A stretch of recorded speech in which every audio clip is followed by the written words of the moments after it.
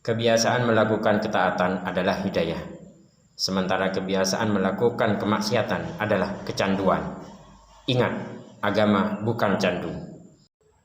Jika kita belum mampu membaca 1 juz per hari, paling tidak kita memiliki kebiasaan membaca surat-surat pilihan seperti surat Yasin, Al-Mulk atau sebagainya.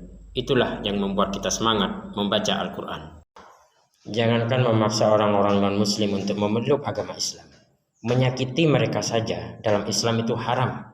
Sebagaimana firman Allah, "Wala tasubbul ladzina yad'una min dunillah." Jaga perdamaian. Sempurnanya bacaan Al-Quran adalah dengan tajwid. Sementara sempurnanya bacaan Al-Quran yang bertajwid adalah dibaca di depan seorang ustadz. Mari belajar Al-Quran. Yang diajarkan kepada kita adalah bagaimana kita menjaga keimanan dan mati dalam keadaan Islam. Bukan mengklaim bahwa kita adalah ahlu surga dan mereka adalah ahlu neraka. Mari belajar dengan benar. Di satu sisi kita harus berusaha khusyuk dalam sholat, sehingga sholat mencegah kita dari perbuatan keji dan mungkar. Tapi di sisi yang lain kita harus meninggalkan perbuatan keji dan mungkar agar kita bisa sholat khusyuk. Saat kita berada di jalan, saat kita menonton televisi atau media sosial, saat kita sendirian, mari perbanyak doa, Allahumma aslih ummata sayyidina Muhammad. Tingkatan pertama adalah membaca. Tingkatan kedua, memahami. Tingkatan ketiga, mentadabburi. Tingkatan keempat adalah mengamalkan. Mari amalkan Al-Quran. Orang yang sholat bagaikan orang yang menjulurkan timba ke dalam sumur. Semakin khusyuk sholat kita, semakin penuh timba tersebut dengan air. Sebaliknya, semakin kita tidak khusyuk, maka timba tersebut akan kosong sehingga kita tidak mendapatkan air sama sekali. Pondasi membaca Al-Quran adalah tajwid, bukan nada atau irama. Jadi, irama atau nadalah yang mengikuti tajwid, bukan sebaliknya. Mari belajar tajwid. Alif Lam Mim. Alif Lam Mim. Mari kita berusaha memahami Islam secara keseluruhan. Salah satunya adalah dengan membaca Al-Quran 30 juz dan memahaminya. Dengan begitu kita tidak mudah salah paham dan tidak mudah disesatkan. Jangan asal sholat, sholatlah dengan khusyuk. Sebagaimana jangan asal baca Quran, bacalah dengan tajwid. Mari belajar tajwid. Pernahkah kita membaca Al-Quran sambil menangis? Bukankah Allah tidak hanya memerintahkan kita membaca Al-Quran, tapi juga mentadabburinya? Mari belajar tartil agar kita mampu mentadabburi isi Al-Quran. Bacaan Al-Quran dengan irama indah tapi tanpa tajwid bagaikan rumah yang tak berpondasi. Terlihat indah dari luar, tapi sebenarnya ia sangat rapuh dan pasti segera roboh. Mari belajar tajwid. Yang tahlilan maupun tidak tahlilan, yang menyatukan kita semua adalah ini. Mari kembali kepada Al-Quran. Muslim bersatu. Bersih belum tentu suci dari najis. Suci dari najis belum tentu suci dari hadas. Suci dari hadas belum tentu suci dari dosa. Mari taubat nasuha. Semua permasalahan hidup kita, jalan keluarnya ada di dalam Al-Quran. Tantangannya untuk bisa menemukan jalan keluar itu, kita harus membaca Al-Quran dengan hati, tak hanya dengan tajwid atau suara indah. Kita tidak menyembah apa yang mereka sembah. Mereka pun tidak menyembah apa yang kita sembah. Tapi kita dan mereka hidup damai berdampingan dalam harmoni dan kasih sayang. Damailah Indonesiaku. Secara fikih bisa jadi sholat kita dianggap sah karena memenuhi syarat dan rukun. Tapi secara akidah bisa jadi sholat kita tidak diterima Allah karena tidak ikhlas dan tidak khusyuk. Mari berusaha ikhlas dan khusyuk. Mari kita menghidupkan sholat dan mensolatkan hidup. Yaitu kita berusaha khusyuk dalam sholat dan tetap berzikir pada Allah saat kita berada di luar sholat. Semoga Allah memberi pertolongan. Apa perbedaan antara ungkapan yang penting sholat dengan ungkapan yang penting itu sholat? Silahkan komen di bawah. Profesi mulia bagi seorang ibu adalah mengurus anak, sementara profesi mulia bagi seorang ayah adalah bekerja. Salam keluarga sakinah. Sholat adalah tiang agama. Jika kita ingin memperbaiki agama kita, mulailah dari sholat. Mari perbaiki dan sempurnakan sholat kita. Jangan asal sholat, tapi berusahalah agar sholat kita diterima Allah. Karena sholat yang diterima akan berdampak kepada perilaku kita, sehingga kita menjauhi kemungkaran dan kemaksiatan. Indonesia adalah miniatur perdamaian dunia, di mana 6 agama bisa hidup rukun dan damai dalam harmoni dalam satu negara. Jaga perdamaian ini, jadikan saksi kepada seluruh dunia. Kita tidak menyembah apa yang mereka sembah, mereka pun tak menyembah apa yang kita sembah. Kita dan mereka hidup dalam kedamaian.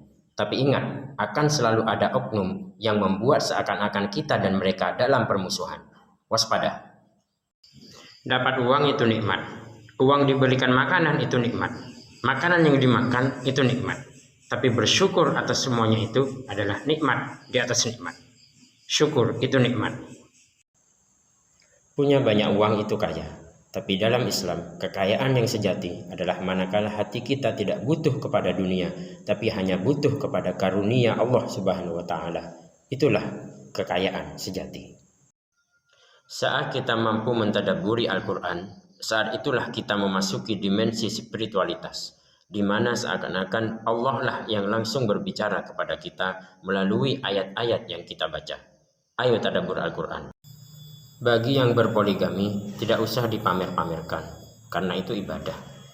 Bagi yang tak berpoligami, tidak usah membenci, karena itu tuntunan agama. Bijak menyikapi. Anda ingin belajar Al-Quran atau ingin melancarkan bacaan Al-Quran, tapi malu karena sudah tua? Mari belajar bersama. Dukung channel ini. Prinsip ketenangan hati ada dalam surah Ad-Duha. Pertama, kasih sayang. Fa'ammal yatima fala taqhar. Yang kedua, dermawan. Wa ammas sa'ila fala tanhar. Dan yang ketiga, menyebut-nyebut nikmat Allah. Wa amma bi ni'mati rabbika fahaddits. Mungkin kita sudah biasa bersyukur kepada Allah dengan ucapan alhamdulillah. Tapi sudahkah kita membiasakan bersyukur kepada Allah dengan melakukan sholat duha minimal 2 rakaat? Mari sholat duha. Bagi umat Islam, dalam seminggu, hari yang paling spesial adalah hari Jumat. Itulah hari di mana ada satu waktu, jika bertepatan dengan kehendak Allah, maka doa kita pasti terkabul. Semangat hari Jumat. Prinsip kebahagiaan dan kesuksesan ada dalam surah Asy-Syarah. Pertama, keyakinan. Fa inna ma'al usri yusra, inna ma'al usri yusra. Kedua, kerja keras. Fa idza farauta fansab. Dan yang ketiga, doa. Wa ila rabbika farghab. Poligami itu tuntunan agama, kenapa dicecar? Sebaliknya, pacaran itu larangan agama, kenapa dianggap wajar? Mari bijak berpikir. Diciptakan oleh alam, diciptakan dari alam. Kita bisa belajar tartil Al-Quran melalui channel ini atau melalui channel YouTube yang lain, atau melalui ustadz yang ada di sekitar kita.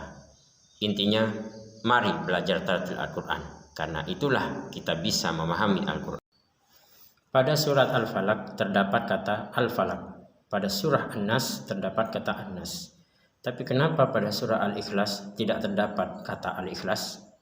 Hikmahnya bahwa kita bisa melihat Al-Falaq waktu fajar. Kita juga bisa melihat An-Nas, manusia.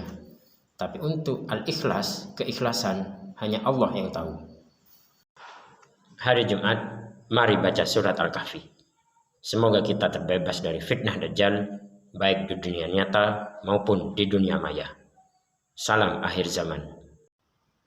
Bagi yang tak kunjung punya pasangan, bacalah surah Yusuf. Dan bagi yang tak kunjung diberi keturunan, bacalah surat Al-Anbiya. Baca dan pahami. Petunjuk itu nyata. Buktikan. Satu huruf bernilai 10 kebaikan itu jika kita membaca Al-Quran, bukan membaca transliterasi atau terjemahannya. Mari belajar membaca Al-Quran. Baca Al-Quran bisa kaya? Tentu saja bisa. Karena di dalam Al-Quran terdapat ayat-ayat motivasi agar kita bekerja dan berusaha untuk mendapatkan rizki Allah Subhanahu wa Ta'ala. Semangat membaca Al-Quran.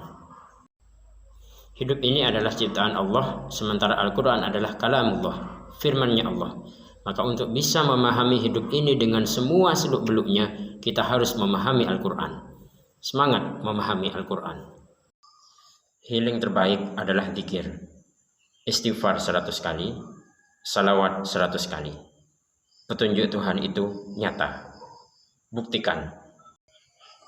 Salat yang sah secara syariat belum tentu diterima di sisi Allah. Tapi salat yang diterima di sisi Allah pasti sah secara syariat.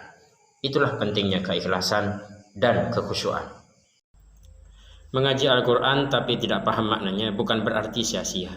Sebagaimana kita salat namun tidak khusyuk di dalamnya bukan berarti salatnya tidak sah. Tetap istiqomah. Nafsu itu ibarat korek api. Dunia ibarat minyak. Sementara setan adalah obor yang membuat keduanya terbakar dalam kebinasaan. Jaga iman. Motivasi terbesar untuk sholat tahajud atau sholat malam. Yang pertama, mensyukuri nikmat Allah yang telah diberikan kepada kita. Yang kedua, meminta ampun kepada Allah atas dosa yang kita lakukan. Ayo sholat malam. Jangan sekali-kali mencela hujan, karena hujan adalah rahmat yang Allah turunkan ke bumi. Sebaliknya, katakanlah Alhamdulillah ala kulli hal. Segala puji bagi Allah atas semua keadaan. Apapun keinginan kita, iringilah dengan doa. Dan apapun doa kita, iringilah dengan amal soleh, agar doa itu cepat terkabul. Salam adalah kunci agar kita saling mencintai. Sedangkan saling mencintai adalah kunci kesempurnaan iman. Mari sebarkan salam. Bagi kita yang masih kesulitan untuk sholat malam atau sholat tahajud, minimal sebelum tidur lakukanlah sholat witir 3 rakaat, 2 rakaat salam, 1 rakaat salam. Semangat sholat witir. Bolehkah kita sholat karena mengharapkan surga atau takut pada neraka? Jawabannya boleh. Tapi tingkatan keikhlasan yang paling tinggi adalah saat kita sholat hanya untuk mengharap ridho Allah, bukan yang lain. Ayo tingkatkan keikhlasan.